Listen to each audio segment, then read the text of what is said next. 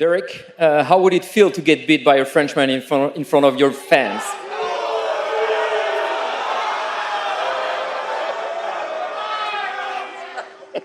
You're going to have to excuse my French, but fuck you and fuck him. We'll remember that on Saturday night.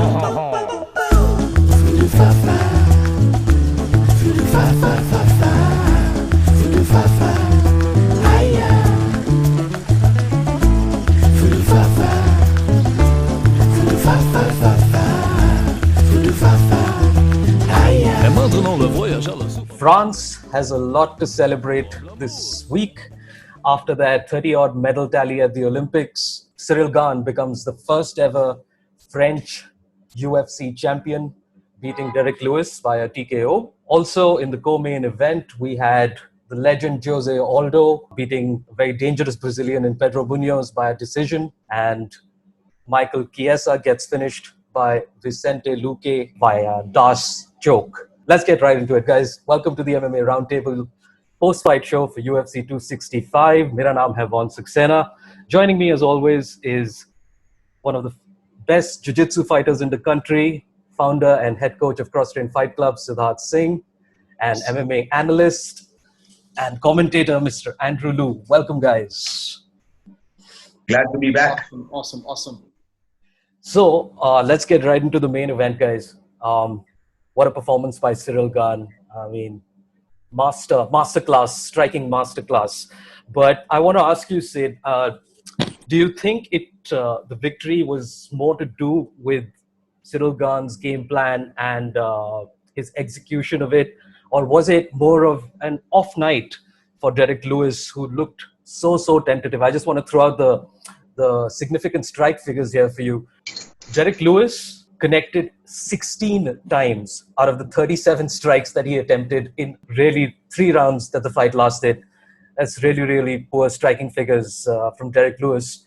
And Ciryl Gane, on the other hand, connected 98 of 122 strikes, which is an 80% significant strike rate. So what do you think was the key factor here for Ciryl Gane to win it? I think even before going into the fight, obviously Derrick Lewis is an extremely popular fighter. Like, everybody loves him because of how funny he is. But the fact of the matter is that Ciryl, he was the favorite going into it. Like, if you look at the betting odds, if you look at anything, Derrick Lewis was. No. Ciryl Gane was. Oh, Ciryl Gane was. Okay. He was, and it's also funny that he's probably not as famous as Derrick Lewis. But if you look at the way he fights, and me and Andrew were talking before we went live, is how strategic he is. Like, he is not, he doesn't take unnecessary risks. He's not a fighter who will necessarily put on a show. He's someone who's going to get the win. He's going to take the least possible risks and win. And that's what he did with Derrick Lewis. He didn't stay in the pocket. He didn't exchange on those crazy to and fro fights that Derrick Lewis has, and he clips you and he knocks you out. Yeah. Gane was never there. He was never in that range where those wild exchanges would take place. He was always in and out. He was moving like a welterweight or a karate guy. In he goes, hits, gets out. And it's such a smart and intelligent way of fighting, because even the referee can't tell you that, action, because he is doing action. He's going in, landing a couple and getting the hell out of there. And that sort of showed. Like, Derrick Lewis was flat-footed and Gane was on his toes, constantly moving in and out. And that's what reflects in the numbers that you shared. He was barely there in the range for Derrick Lewis to hit him hard. And Gane just picked his punches and took his strikes and moved out of range. That's why it was so decisive. Andrew, like, Gane has this, is it Gane or is it Gane? I mean, the commentators were calling it Gane. French. We shall go with Gane. I think it's Gane. So he has this extensive Muay Thai kickboxing pedigree that he comes from, and when you see these kind of striking-based guys in the UFC, you will see that they are very proficient at outpointing their opponents. During the round, so they'll fight in a way where they'll outpoint you. They're not necessarily going in for the kill, for the knockout, but they can definitely outpoint you round by round by round. And honestly, I thought that Gane would do that with Derrick Lewis through the fight, but then the danger of Derrick Lewis swinging, those massive overhands and connecting as he's done in the past, I thought that was a real possibility going into the later rounds. And I was kind of rooting for Derrick Lewis because I like him as this flamboyant fighter and talker. So do you think Derrick Lewis did have the right game plan for a fighter like Ciryl Gane? I don't know. I don't know if it's a matter of a game plan or if it's a matter of doesn't have the right skill set to deal with a fighter like Gane, right? Mm-hmm. Like you with Gane, you get a guy like, so I was talking to you about this. He has an extensive amateur career. I didn't know this. I just found out a couple of days ago doing some research on the guy. He has an extensive amateur career. So guys who haven't seen it all. Plus, like, look, in the striking department, for a guy like this, the guy's gigantic, dude. He's like 6'5", something like 6'5", 120, 130 kilograms. Like, dude, the guy's huge. He doesn't move like that. Like, when you look at heavyweights on screen, right? Like, they look slow, right? Like, when you look at a lightweight, you look at a flyweight, like, these guys look so fast. It looks like you're fast forwarding the tape. Like, you're moving it like at maybe like 0.75 speed. Whereas you look at a heavyweight fight, it looks like molasses. Like, these guys are a little stuck. And that's what happened to Derrick Lewis. He basically got fucking mesmerized by, the Frenchman. Like, the guy has an extensive striking background. He basically befuddled him, confused him, set traps. I'll have to watch it again in detail to really like dig deep into what he was doing. But from what I saw, like, every time Derrick Lewis even begun to attack, like, he would get clipped. And not just get clipped. He get clipped and then Ciryl Gane would just turn away. So it's you see it's this evolution of the strikers, right? Like, remember when MMA started, it was like, take people down so that it's path of least resistance, right? Like, the least chance of you getting fucked up, like getting hit or getting. You're seeing guys now who are taking that risk on the feet. Do you know what I'm saying? Like, they're so confident in their abilities to just not get hit. Like, Derrick Lewis hits everyone, man. It just it depends on how hard you have of a chin you have to withstand that guy. But for Gane, the chin has never even been tested. A better striker, who's one of the better strikers in the UFC heavyweight division right now, apart from, of course, the champion, is Jairzinho Rozenstruik. Yeah. Right? Ciryl Gane just beat the shit out of him for 5 rounds. Like, it was like a sparring session for him, just like popping him, cracking him. By the end of the fight, the guy was completely demoralized. Every time you rush him, he's circling out. And he doesn't do the, the zig the wrong way. He always zags the right way. Like, he zigs and zags the right way. Like, the guy doesn't make noob mistakes. For a 10-fight career, like, professional career, dude, it's the most insane thing I've ever seen. Like, I have never seen a heavyweight like this shit. They've been good kickboxers. Czech Congo is one of them, very good kickboxer. They've been very, very good kickboxers who've come to MMA. Semi-Shield, all these K1 champions and shit have come. I've never seen a guy that fights like this, that understands the modern mixed martial arts game.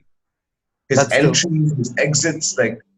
And that also, like you said, within such a short professional career, just nine fights up until this morning. 3 years. Yeah, it's insane. And what a great achievement for a Frenchman. Really, MMA just became legal in France just this year. Up until this year, one couldn't compete within France in MMA. It was illegal. And for somebody to be based in France and come to such a high level where they're now going to be fighting for the UFC heavyweight championship against Francis Ngannou, I think that's such a great achievement for France. And it's not just that. Like, think about this, right? Like, do you remember Gerard Gordon? Yeah. For sure. Yeah, UFC 1. Of course, he was a Frenchman. So it's not like France doesn't have a history of ass whooping. Like, dude, the French, look, we like to think the French, I smoke a cigarette. They're really dangerous people. Like, these guys have been fighting wars for centuries. Like, so you would assume that just because, like, they make a few art house films and a few jingle jangle music here, that no, dude, these Frenchmen have, like, they have the art of savate, right? Like, to kick the shit out of you, like, basically. And a lot of these French guys go and learn Muay Thai and do all of that, and they bring that culture back to France. I mean, think about this, like, dude, for a tiny country, they've got like a crazy number of judokas, man, like world-class judokas. Yeah. You know, so like, I'm not surprised that one of the champions have come from France. I'm just surprised it was the heavyweight champion. That's what I'm really surprised by. Well, honestly, Francis Ngannou actually originally comes from that very same camp. He was training out of Paris for the longest time before he moved to Performance Institute in Vegas. So, yeah, they are producing some good fighters out of that camp. I can't remember the name of the camp right now. But Team Factory X, I think. A Fight Factory. That's a Fight Factory. Yeah. Right. Something like that. Right. So. And one pretty interesting, you mentioned that because now we have an interim champion. And we have Francis, who both train together. True. You know, they've trained together, and that's the fight that's probably going to happen next. I mean, Dana White couldn't have scripted it better. You know, said you know, there's this rivalry of Francis leaving that camp and then moving away to the States, and these guys used to train together, like you said. But really, do you guys think this interim title was necessary? I mean, you know, when we have interim titles happen, like when the champion is unable to fight. The champion is not unable to fight right now. He's just looking for a bigger payday. Essentially, Francis wanted John Jones at the end of the year. Mm-hmm. And, you know, technically, if you ask me, I mean, Stipe is still there, you know, one of the greatest heavyweight champions still waiting for a rematch, you know, hanging in the wings. So it's just pure business that the UFC kind of put on this interim championship fight, I think. Yeah. I mean, in both ways, like, even if Derrick Lewis had won, he would have become Houston's first champion. Then your hype is already sort of like, you know, blown out of the water, because that's the homegrown hero versus, you know, the foreigner, right? Like the African foreigner, whatever it is. Like also the last guy to beat Francis was Derrick Lewis. Yeah. In one of the most boring fights I've ever seen in my life. Like, hell yeah, that almost as boring as Machida versus Dan Henderson back in the day. One of those fights where like in 25 minutes there are like total of 25 strikes thrown. I can't. There's some fights that are like just like a slog to get through, you know, but what the thing with the interim title is that they needed this. And this is not me defending the UFC. I think it's absolutely stupid and a completely like sort of business-minded decision. For all the bullshit that the UFC says, right? Like, you know, the whole like, we're better than boxing, we're not boxing. He literally said this is the IBF champion versus the WBO champion. I'm like, dude, what the fuck? Like, has this not become boxing as yet? Like, we don't need an interim champion. Let them fight for the number one contender. Okay, no, so now we know Ciryl Gane. That's it. Simple as that. Finished. Story is said and done, right? Like, there's no need for this like interim. This is the problem. I think it's more on the lines of, now that there is an interim belt which has come into play. Now, Francis Ngannou cannot deny that fight, because what happens if he denies that fight like he did this time, because he wanted the bigger fight, is that they'll strip him of his belt, and then whatever the next fight is for Ciryl Gane, that'll be for the, you know, heavyweight championship. So now it would be horrible if they stripped him for the belt. It would just be bad business, bad PR, like just a bad look, you know. Yeah, but I get where Francis is coming from, and that is a huge debate in the UFC right now about fighter pay and, you know, how much champions get paid and stuff. But now he's been put in this, backed up against the wall, because now he's got to defend that heavyweight championship maybe by the end of the year. I would assume sometime towards the end of the year. Yeah, because John Jones is not coming back till next year at least. You know, we've at least got to go another year before John Jones is back. So then what's... Yeah, he's like, I'm not fighting in 2021. 2022. Yeah. So then they have to make new stars. And again, if you look at the two guys fighting for it, they knew what's happening in France. So they realized if he wins, okay, we get a French champion. Oh, and Derrick Lewis, so popular. If he wins, exactly. The win-win situation goes to the UFC. For them. Yeah, it's like I read this somewhere as well. Like, I mean, this has anecdotal thing. It has nothing to do with that. It's like Israel Adesanya is basically what Michael Venom Page what Bellator wants Michael Venom Page to be. What we have, like the real Michael Venom Page is the wish version of Israel Adesanya, and so John Jones is the wish version of Ciryl Gane that we get at heavyweight. Light heavyweight, guy dominates, but heavyweight. And John Jones' light heavyweight career was kind of fading towards the end. If you look at his last two fights, Dominic Reyes fight. He definitely lost the Reyes fight for sure. Yeah, and even the one before that, Thiago Santos, that was a fucking tough fight too, man. It makes sense that John does want to move to heavyweight, but God knows when the money will be right and John will be motivated and informed to, make a. I think he's taking this time to really bulk up correctly, like, because it's, I mean, dude, like from the jump from light heavyweight to heavyweight is incredibly difficult. Like, it's probably the toughest jump that you'll have, right? Because you're going from 205 to 265. Yeah, but like, for example, Ciryl fights at 245. Derrick Lewis weighed in at the limit of 260. That's what I'm saying. So even if John fights at like 230 or 235, and say that's his natural fighting weight, dude, that's really heavy. Like, for a guy like him who's used to cutting down to like 205 and shit. Like, it's the heavyweight, I think, is a different, like, if I was in charge of the UFC, I'd say, okay, John, we'll pay you a fuckload of money, not the crazy Jake Paul money that you want or whatever, the Floyd Mayweather money that you want. We're saying, I think 15 mil that he wants. We'll pay you 5, but fight someone like Ben Rothwell first. Oh, that's way too much of a tune-up fight. I think that's not going to give, John even that 5 million that you're talking about. He's going to be fighting one of the top 3 guys, if not the champion. I mean, fuck it, Stipe then. Give him Stipe. Like, if you can get through Stipe, and like John is, I mean, that'll be a big money fight for Stipe as well, right? Like, I mean, dude, the heavyweight division is quite like, crispy, tasty right now in the UFC. I mean, there was a question in the press conference, would it be possible to have this fight in France if Ngannou was to fight Gane now? You have this like fucking destroyer in Francis Ngannou. He's had that basically like, death touch. Like, he touches you like, this consciousness. You forget memories and shit. Like, your 8th birthday is like gone. Like, stuff like that. On the other hand, you have Ciryl Gane, like, who had the French word je ne sais quoi. Like, he has that, right? Like that intangible. The finesse. The finesse, the fucking, he's basically like GSP heavyweight division except strikes. Yeah. Like that, speaks French and is all this, like, and then you have your destroyer on one side.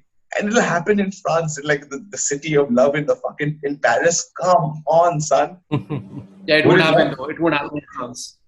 Yeah, it probably won't. It's right. It's they'll be lucky to get Madison Square Garden now. I guess now the whole vaccination thing. Just a few states in the US are allowing right now. I think Arizona, Texas, Florida, Nevada. Florida, yeah. And the UFC can just do these states and they'll be fine. Dude, all they're concerned about is selling pay-per-views, man. They're gonna fill up these arenas anyway. Like we spoke about in one of our earlier shows, that the first time Poirier fought Khabib, that was the first time he ever got pay-per-view points in his long UFC career. So for Ciryl Gane to, now be an interim champion in his 6th or 7th fight in the UFC, that's an incredible step in his career. Who has he fought? Like, he fought Deontay Miles, and he fought Pessoa, the Brazilian dude. Then he fought Junior Dos Santos. Then he fought Rosenstrike. Then he fought Volkov. And then this is his 6th fight. Yeah. Holy shit! Like, 6th fight, interim champ. God damn! Like, that's crazy. And you guys know this, right? Like, heavyweight has always been like marquee division, the division that sells, like the baddest dudes on the planet, the biggest guys. Like, right? Like, that's why the heavyweight division is why people have pound for pound lists. Ciryl Gane's never shown that kind of put you to sleep ability, that one punch fucking knockout power, like maybe an Overeem or someone, from that same Muay Thai kickboxing background. You've had a few guys who've been very successful in the US. I mean, right now, Israel is the epitome of this kickboxing Muay Thai guy who's, so elite in his striking right at the top. But people have come, they've not been as successful. And it's it's a hard adjustment, I think, after maybe fighting Muay Thai for 10 years, you're suddenly thrown in with guys who are going to like take you down and ground and pound you, or, you know, grind you on the cage, jiu-jitsu specialists. And Gane seems to have made the right adjustments and the right game plans in his previous fights, and of course this morning to he's to get figured to it where out. he is. He's not flat-footed. So in Muay Thai, you've got to have this specific guard where you put 60% weight on your back foot, and your front leg is light. It's at 40% weight. So you put more weight on your back foot. That is a recipe for disaster in MMA. You know, you put all your weight on your back leg, you're going to get taken down.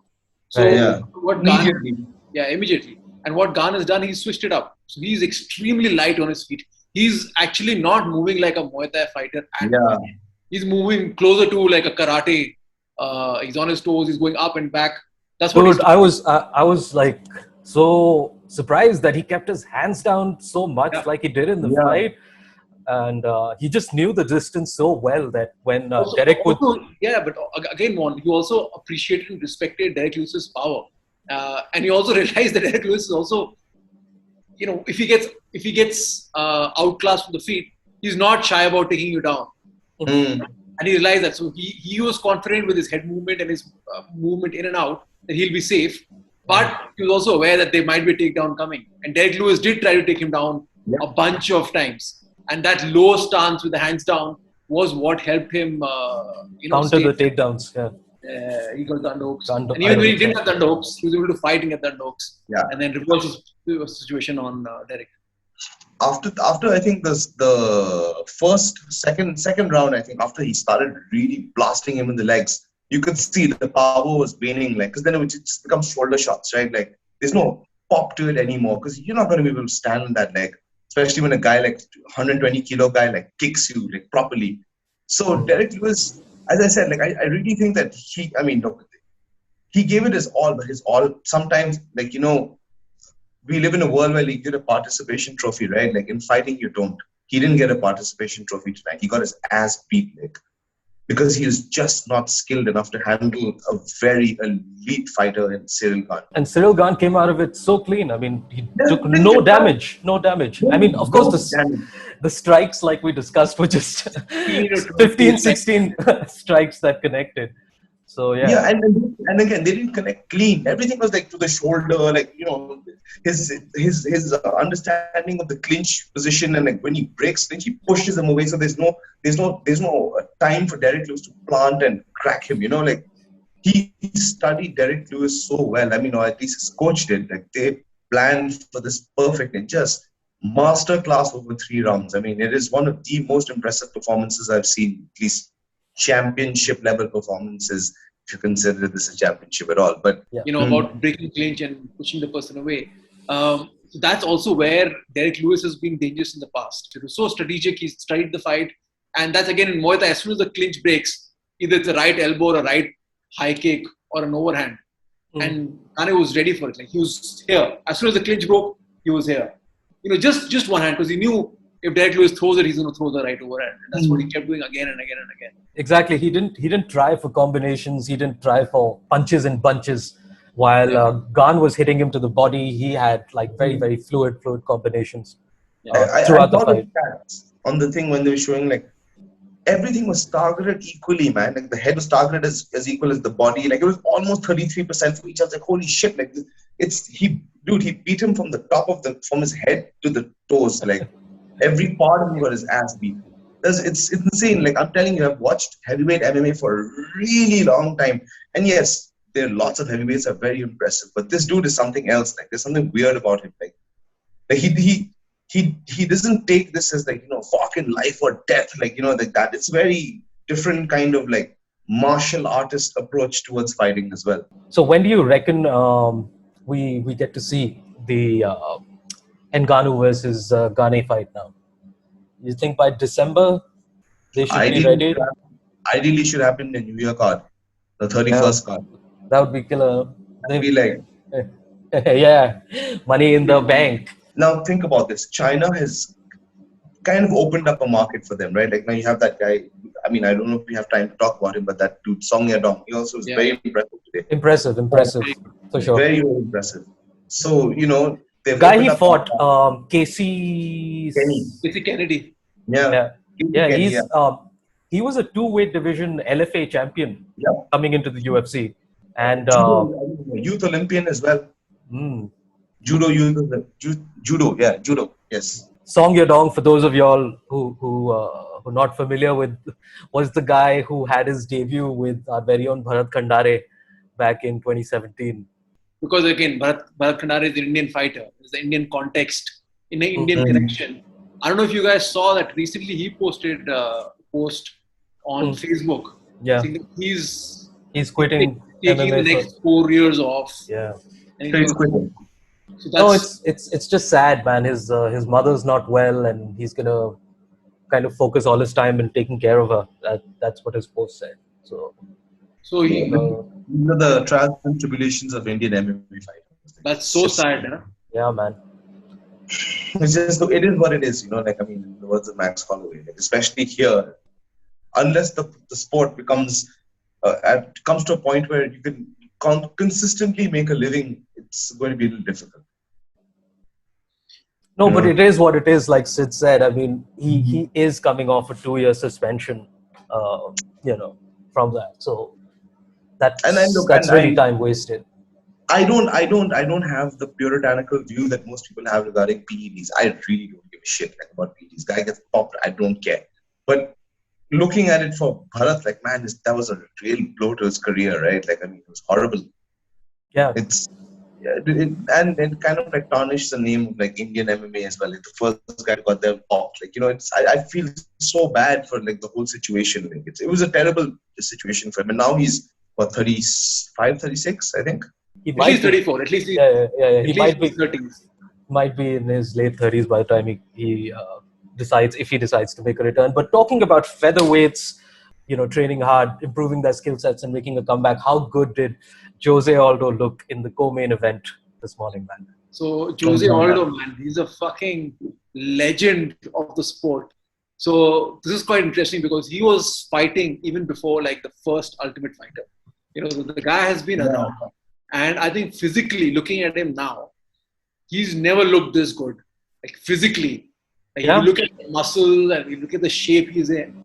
Really? I mean, a lot of people criticize Jose for cutting down to bantam because, you see his cheeks are shrunk and he looks like this shrunken version of, the featherweight fucking monster that he was, who was struggling to make weight at featherweight.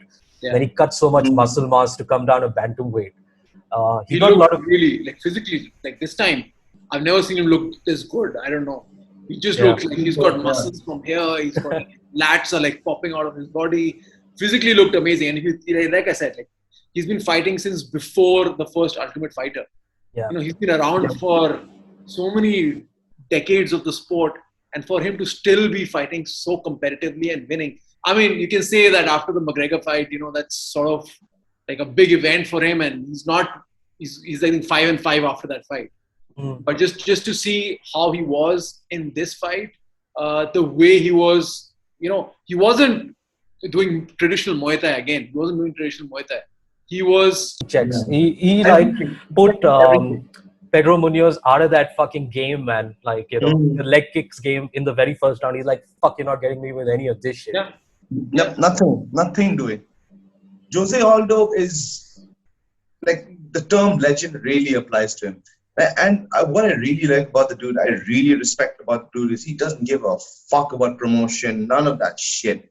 The guy, he's been fighting since 2004. I'm looking at his record, August 10th, 2004. Fuck. Yeah, that's the full Ultimate Fighter.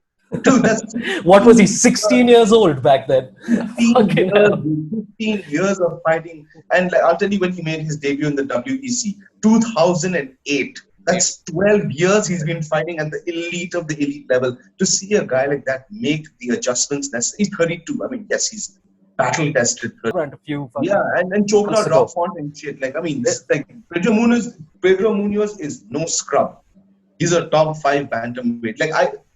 What I think it really is a lifestyle change. I think he's sort of see the striations on the muscles on his delts and on his chest and shit. The guy is he's built, and he still retains the speed. He still retains all the defensively sound known tactics that he's used. He's just added to everything, added more boxing, added hand speed, added more pivoting. Like, his best performance will always be the first Frankie Edgar fight, man. I really like that fight.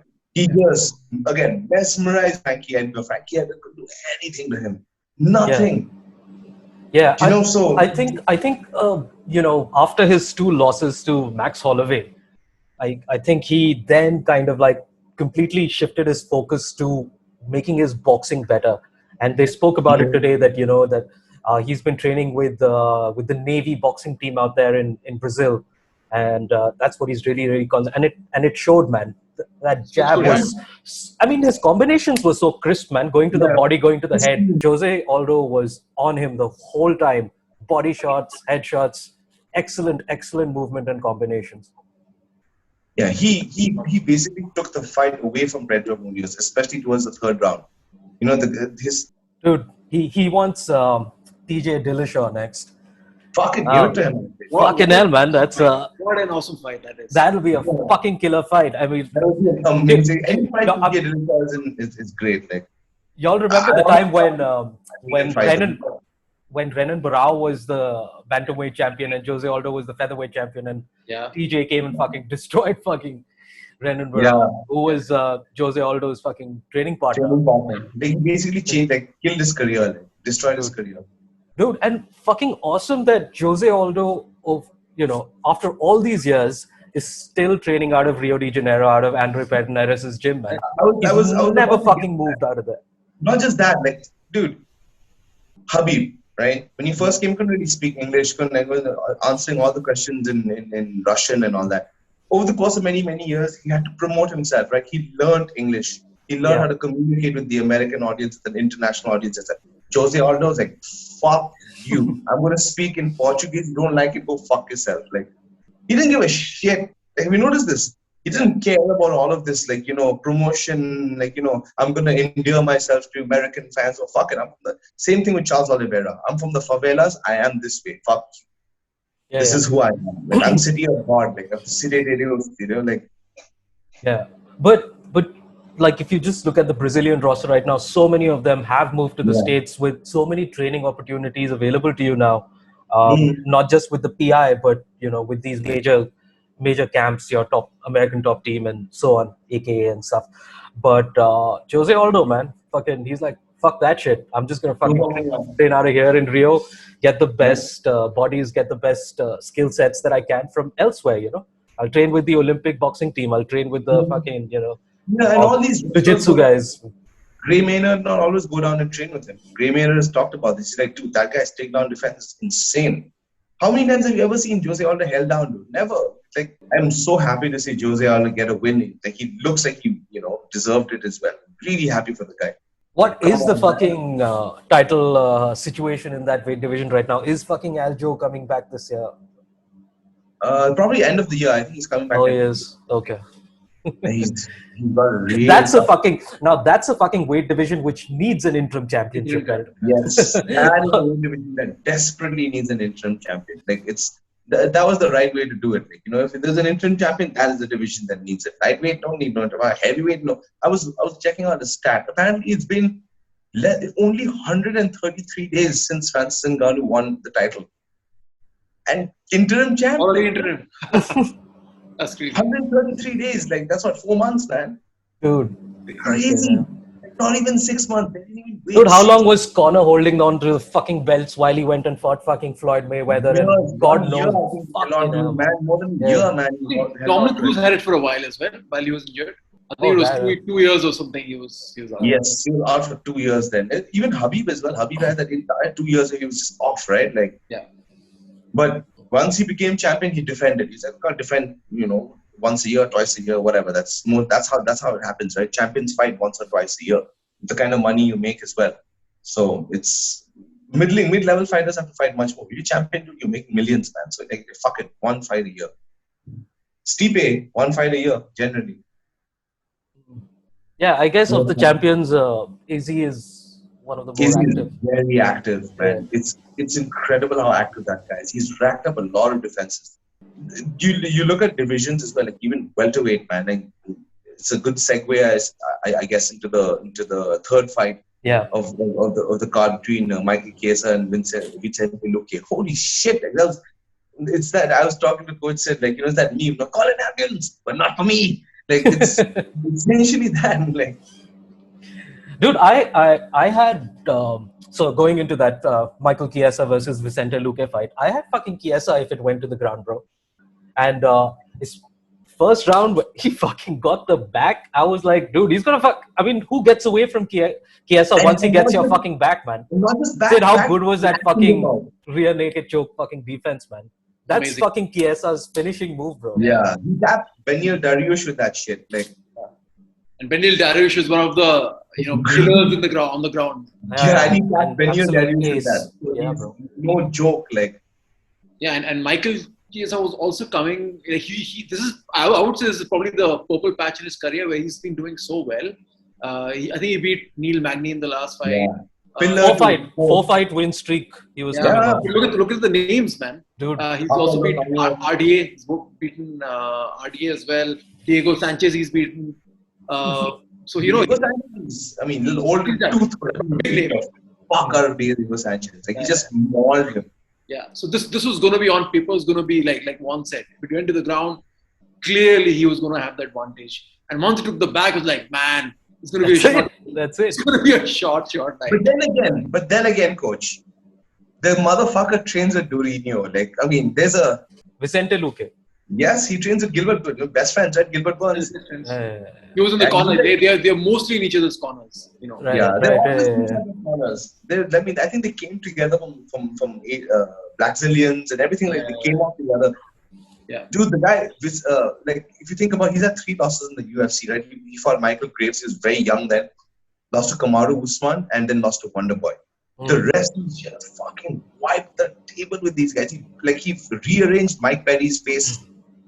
He knocked like Bilal Muhammad into another dimension. Like, Bilal Muhammad, who's never been stopped since or before then or after then. Like, Vicente Luque is the truth, man. Like, he doesn't talk shit, really polite. Like, it's a fucking... Michael Chiesa made one mistake, man. One mistake. Yeah. Dude, mistake. Sid, why couldn't he fucking defend that fucking DOS choke, man? I mean, black belt versus brown belt, bro. No. So the whole setup was very interesting. So Michael Chiesa was losing the back.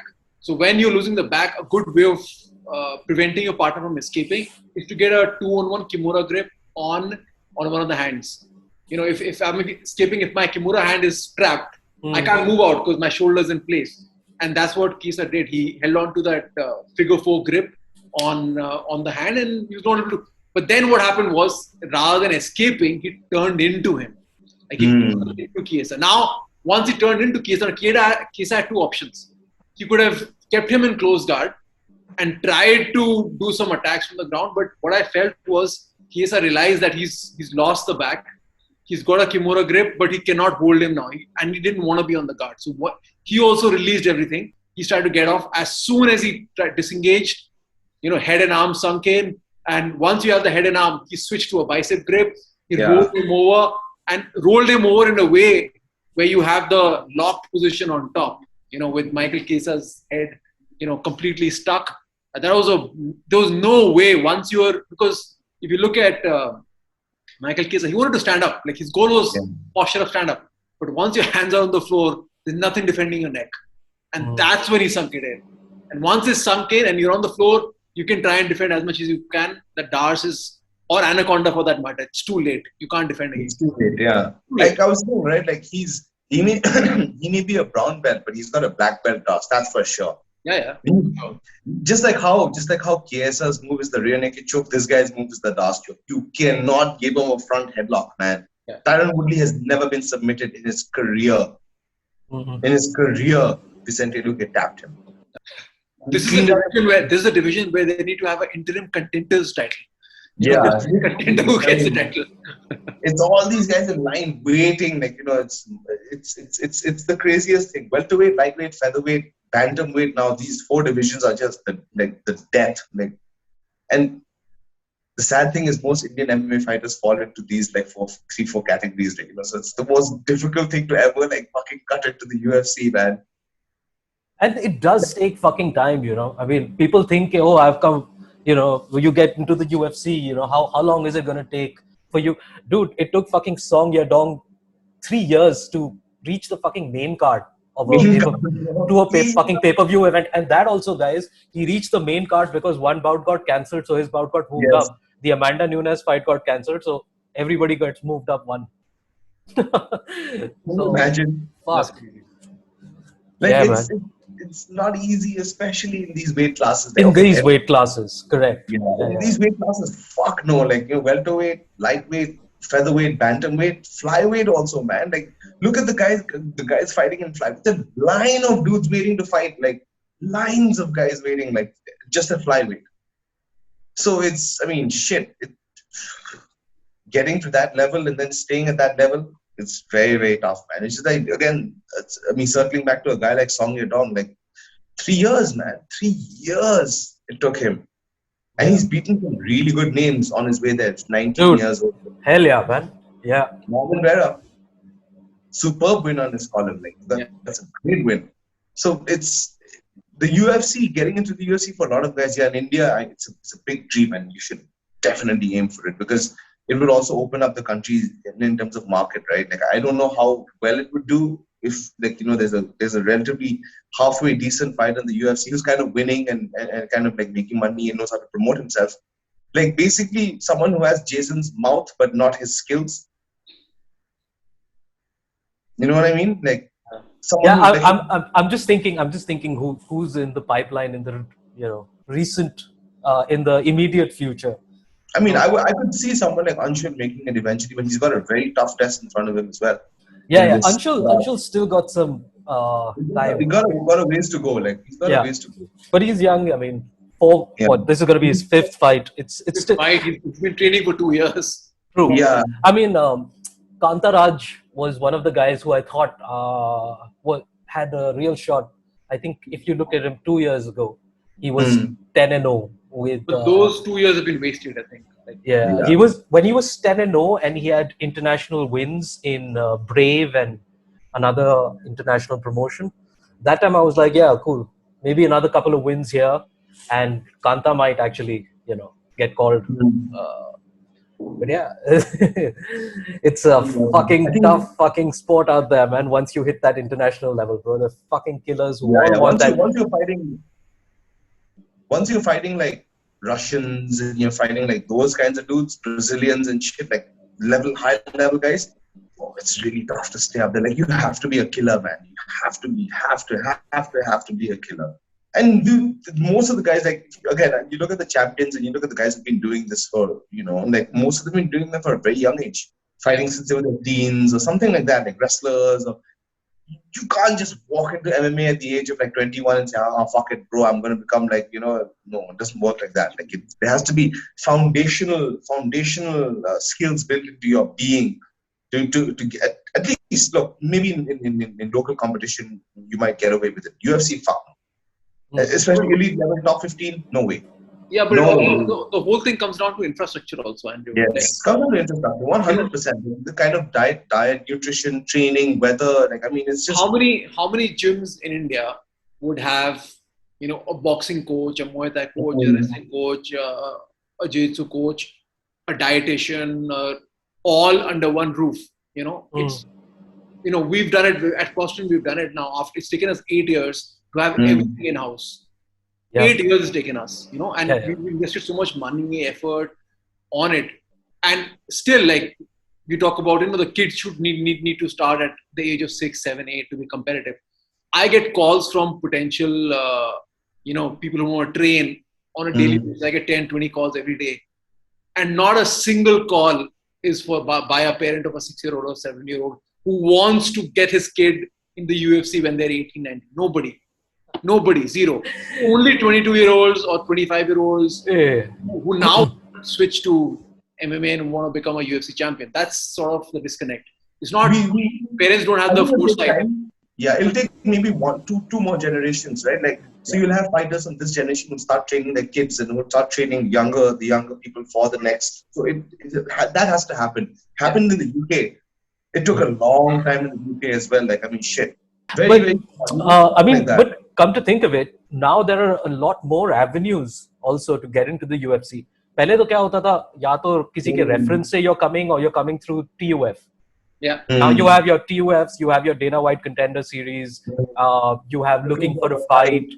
You have So many. Yeah. And not just that, like, so if you're on Fight Pass, they have a lot of promotions there, no? Cage Warriors, Cage Rage, a whole bunch of stuff. Those are all feeder leagues, right? They're all feeder league. LFA, Titan FC, it's all on Fight Pass. Back to heavyweight MMA, like, especially the UFC, like, dude, I can't wait to see Francis Ngannou versus his old teammate. Oh, God. It's going to be an epic fight. Epic fight. Epic fight. All right. So, people of France, it's time to rejoice. You have a fucking champion. And hopefully we'll see him fight by the end of the year for the true championship belt. That will be, like we said, an epic fight. Thank you all so much for watching the MMA Roundtable, UFC 265 post-fight breakdown with me, Von Saxena, Siddharth Singh, and Andrew Liu. We'll see you on the next UFC pay-per-view event. Till then, take care, guys. See you. Bye.